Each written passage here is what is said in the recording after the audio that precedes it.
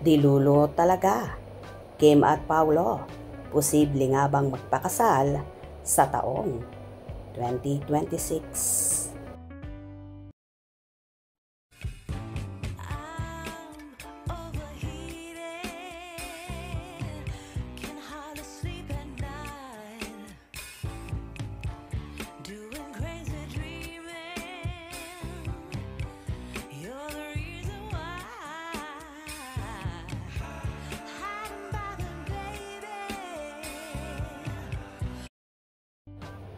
Nakakaloka ang mga chika tungkol kina Kimcho at Paolo Abilino ha.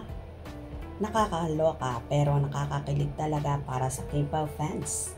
Imagine may chika na kesyo isang taon na ang relasyon ng dalawa na noong May 2024 pa lang ay nagbakasyon na raw ang dalawa na magkasama ha.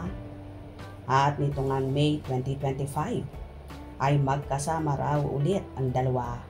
At pahulaan pa kung saan ba talaga sila nagbakasyon. May nagsasabi kasi na sa Thailand daw, pero may humirit ng Amampulo. At heto nga ngayon, may Bataan naman daw. Kaloka diba? Pero syempre, para sa mga tunay na K-pop fan baliwala na sa kanila kung saan man ang bakasyon na yon. Dahil mas mahalaga sa kanila na malaman na magkasama ang dalawa. At heto pa, may mga chika rin na kesyo.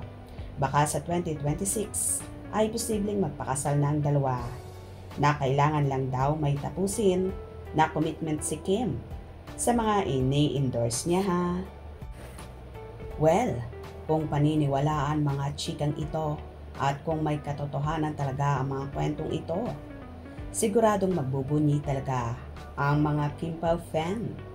But again, chika lang naman ito at mas maganda pa rin na sa bibig mismo ni Kim at Paulo marinig ang mga katotohanan.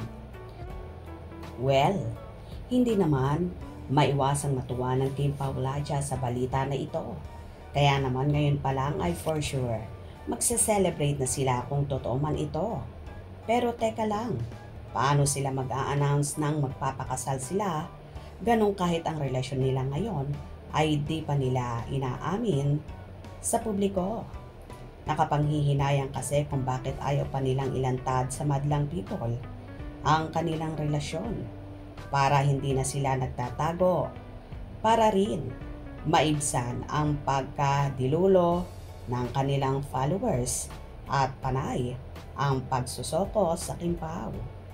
Anyway, wala naman tayong magagawa kung ayaw pa nilang umamin at maghihintay na lang tayo sa kanilang paglantad at mga paayuda sa SOCMED.